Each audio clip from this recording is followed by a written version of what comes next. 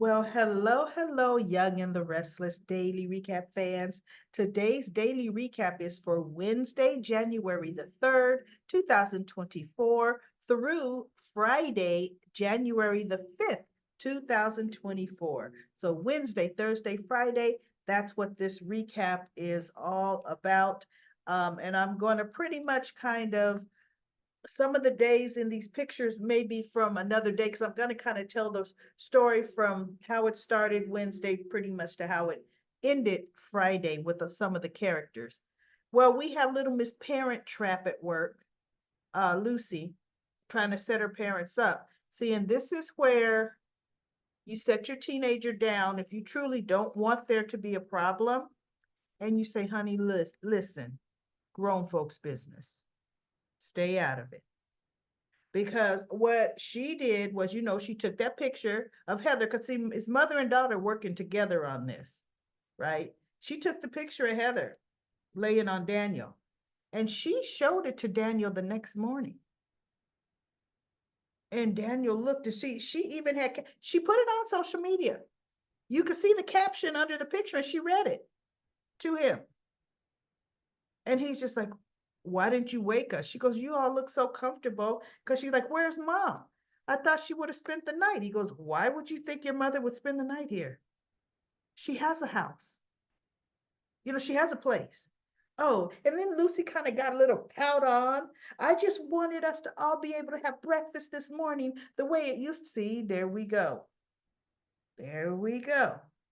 So when he saw the picture, he should have said, you know what, honey, I need you to think about this. I didn't know your mother had even fallen asleep on me. What if Lily were to see this? See, this is how misunderstand, even though you might think, I don't want to put the idea in her head, right? To show it to Lily. That girl already has the idea in her head to show that to Lily. She put it on social media, hoping Lily could see it.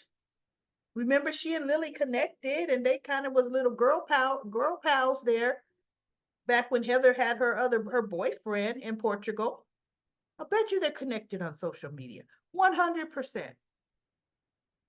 So anyway, Daniel's making banana pancakes and Lucy texts Heather.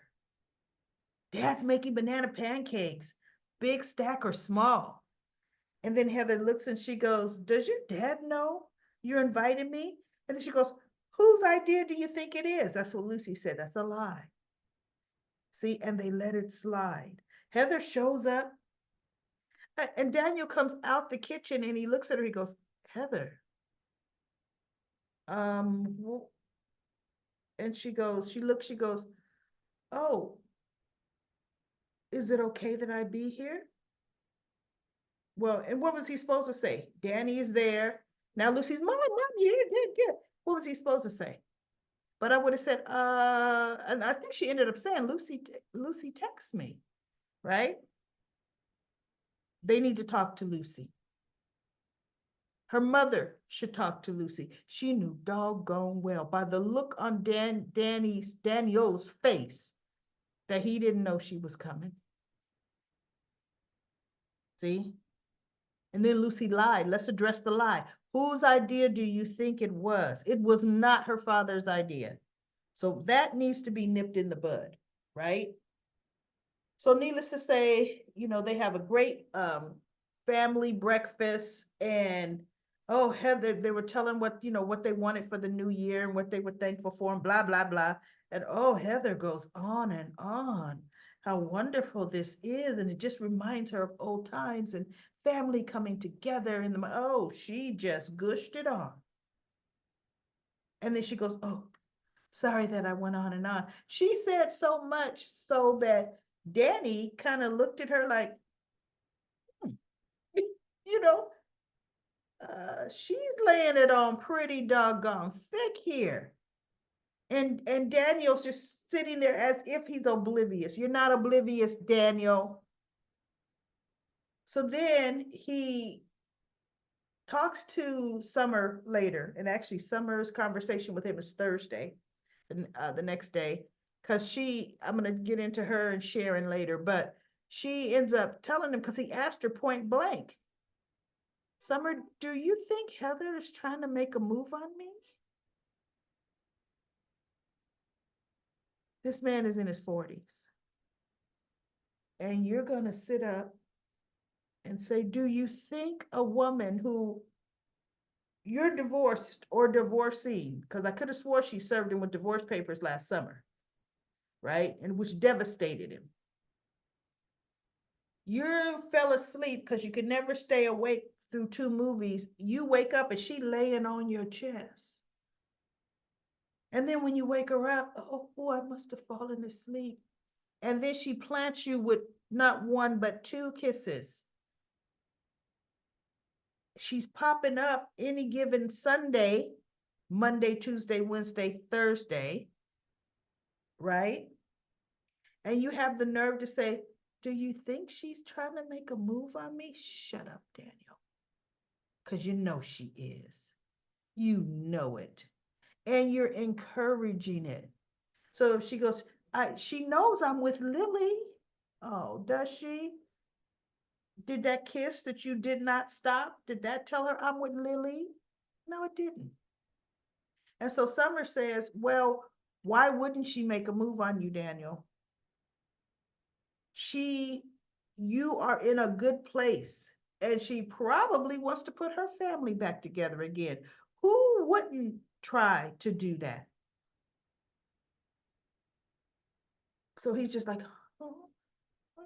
And he goes, but you're not making a move on Chance. She goes, the difference is Chance and I never had Chance. Chance and I don't have history. You and Heather have history. See, like him and Lily have history, but they have a teenage history. His true history was the, 11, 12 years? Because when he and Heather separated, Lucy was like 12. So they were together for 12 years. That trumps him and Lily. But he needs to be honest with Lily, because he was devastated when Heather came and wouldn't give him a chance, and Lucy didn't want to speak to him because has changed. So we'll see. It's a mess, and he's letting it stay a hot mess, right? So then we have, let's see, we have, I put a little package on my doorstep, y'all. We have Phyllis and Christine sniping like teenagers, fighting over a boy, Danny Romalotti. And Christine is like, you're pathetic. You should stop chasing after Danny. He is, there's nothing between you two. And Phyllis is like, you don't know what's between me and Danny. You don't know at all. But Danny and I have a connection. And I think you're threatened, Christine. See, now she's back to Christine. The whole cricket thing was a dig, right? And so anyway, they're kind of raising their voices at each other in Crimson Lights. And so Summer walks in, hey, you all need to bring that down 10 notches. What a way to prove you're changing your life. And she's looking at her mother, and she's looking at Christine. And should you all be acting like this in public? I think not. So Christine says something snipish, about Phyllis. And Phyllis, well, I lost internet right in the middle of recording this video. So you're going to see once I cut it together, it's a quick jump. But anyway, let's get back to it. So Christine ends up saying, you're right, Summer, you're right. I'm going to leave on that note. So she gets up and she actually kisses Summer, that little quick hug and kiss on the cheek, goodbye. The half kiss on the cheek, goodbye. And I thought, since when have you ever kissed Summer, Christine? Since when? Because see, all last year you were threatening to put her in jail and telling her she got off easy. I mean, come on. I said, oh, a kiss goodbye. Oh, kiss and half hug. Oh, no. That was to antagonize her mother. See, it goes both ways with those two, Phyllis and Christine. So Christine beelines over to Daniel's apartment. Danny lets her in and he goes, "Oh, just in time. Family breakfast, banana pancakes." And she goes, "Ooh, that sounds and it smells good too, right?" She goes, "But look, Danny, I have an idea. Let's just get away. Just you and I. Let's just go. Take a few days, unwind, and let's see where this goes." And he goes, "Some time alone with you?" "Absolutely." Oh, he's in. And she goes, "Look, I would love to stay for breakfast, but I'm going to go. I'm going to make all the arrangements and I'm going to come back to pick you up." And he goes, "Okay, and I'll be waiting." So then they've, had their great little family breakfast, him, Lucy, Heather, and Daniel. So now we have, and you look, I'm wondering, is Phyllis going to put some kind of monkey wrench in on it somehow? So we have Victoria. She's sitting by Claire's bedside. She's talking to a sleeping Claire. And Claire finally wakes up and she goes, "There she is." And Claire's like, "Victoria." She goes, "Yes, I just wanted to, you know, sit here with you while you slept, just to let you know you're not alone." But she's being very, very maternal. Victoria can be very nice when it's her. But if this were anybody else's situation, she would not be nowhere near considerate to them and their feelings in their situation. Period.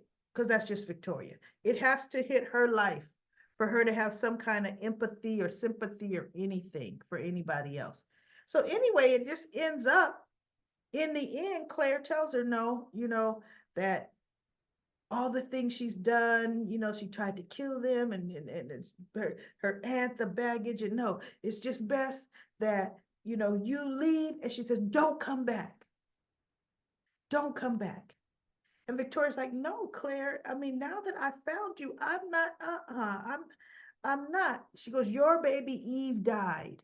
I mean, your baby Eve does not exist. I'm Claire." And so she goes, "And I want to get to know you, Claire." And she ended up saying, "No, don't come back. And I'm going to tell the staff not to let you in." We all know that's not going to last. Bottom line, all she wanted was her mother and father. Right now she needs more time with the therapist.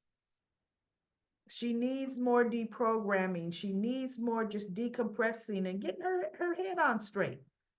Victoria being there like that, yes, it shows support, but she was talking to Claire and trying to have Claire open up to her as if she was the psychiatrist. And she's not. Let them get Claire talking and getting Claire's thoughts and emotions in check before Victoria comes into play. So Victoria's feelings are all hurt. And because Claire raised her voice and she's just, oh, now she's hurt. Her daughter doesn't want to see her. But anyway, we all know within, my prediction is 2.5 to 3 months, Claire will be right there in with the family. She's going to be right there, probably staying with Victoria. So now we have, when, what's her name? Christine left, Summer and Phyllis sit down and they're talking. And Phyllis was talking to her. Of course, she brought up Chance. And because Summer was talking to her about Danny. She says, "Mom, why are you going after Danny?" Danny and I have a connection. Danny and I are friends. Danny is good for me. He believes in me. Danny and I could have, she goes, "You know what, Mom? In all of my life, you have never once mentioned Danny. Never once. You're doing this because you're trying to come between him and Christine. It's not because you want him, Summer. You don't know what." She goes, "Mom, it's not because you want him. You're trying to come between. And I don't think that's right." And so then she brings up Chance. "Well, bottom line, you need to go for what you want. She goes, wait, don't turn this around on me. And then Phyllis kept in and said, you know how you feel. You have feelings for him. You two enjoyed that concert together. And this goes, I may have feelings for Chance, but he is with Sharon. And I've said it a million, I'm not going to interfere. Not going to. So anyway, somehow Phyllis says, well, you know what? It's you have a life to live too, and blah, blah, blah. And Phyllis, grabs her purse, kisses Summer on the cheek or forehead, and she leaves. Well, Sharon was sitting right out there on the patio listening. And remember the other day, everybody, I said, oh, Sharon's lips settled down and she looked perfect that day. You know what? That was camera angles. And the makeup artist that day put lipstick on her differently. She kind of brought it in, because look, I analyzed the pictures. She kind of brought it in a bit here, which narrowed the way the lips looked, and then brought it down right here. But for Thursday and Friday, whatever makeup artist they used lined all of Sharon's lips, which made them look bigger. And the thing is, I don't know if she even had some injections done between, because she was having a hard time pronouncing her words. Whenever her lips are like freshly done, she has a hard time navigating with her sentences. And that's what was happening Thursday and Friday. And boy, but did they look puffy.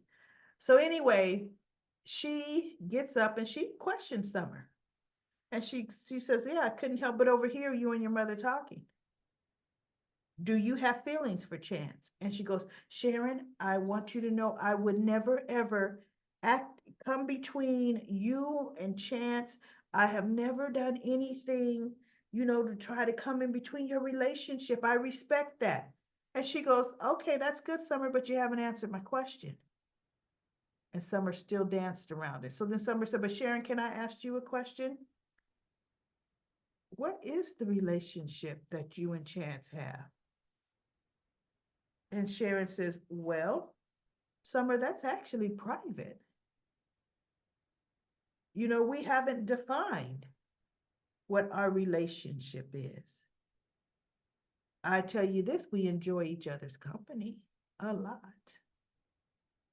But as far as any long-term plans, I don't know.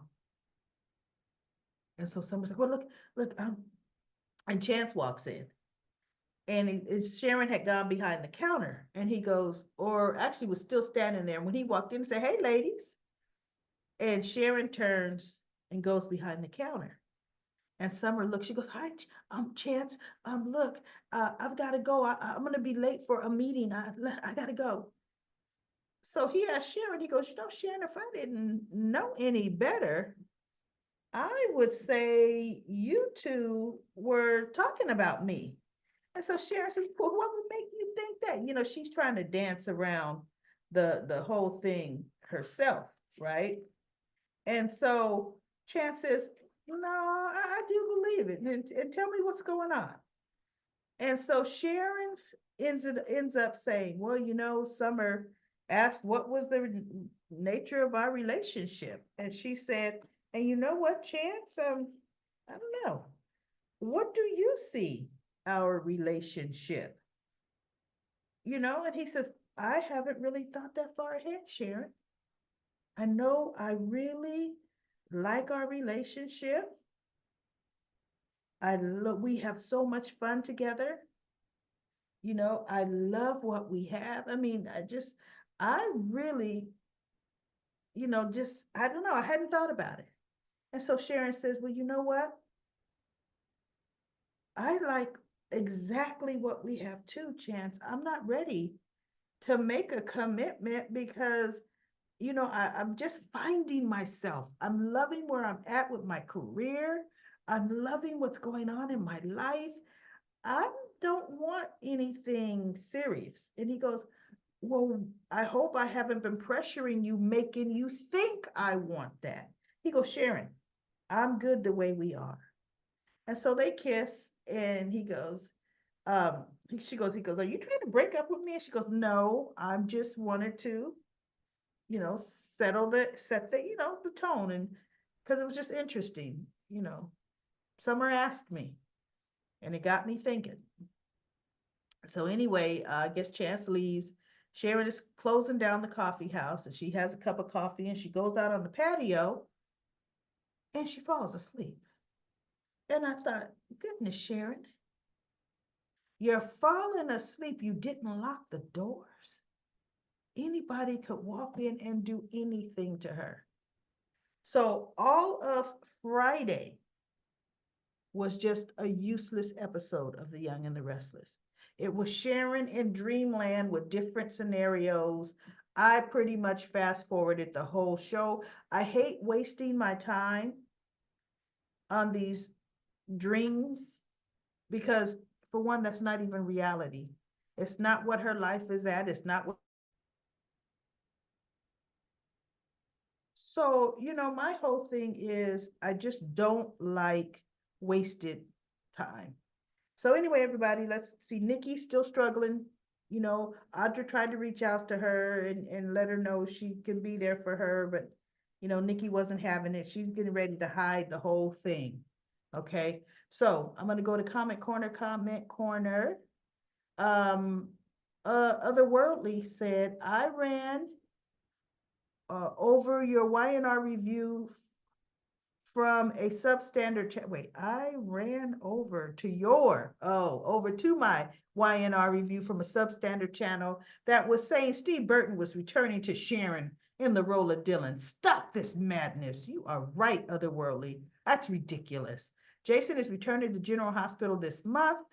ABC's been running a promotion as of the 4th, featuring Laura Wright to stage left, Kelly Monaco stage right, and cool and calm, Steve Burton comes stepping through the center. Boy, I know, and I was screaming my head off when I saw that. GH, nowhere else. Once again, Steve Burton is officially announced his return as the role of Jason Morgan on General Hospital. Yay me, back to the hen house. Yes, I'm so happy about that too. And then Sherry says, congrats. I think you were around 300 when I found you. She means 300 followers. Wow, you've grown. Yes, I have, Sherry. Yes, I have. Slow but steady. Slow but steady. Thank you so much for those comments on Comment Corner. I will be back tomorrow for another daily recap of The Young and the Restless.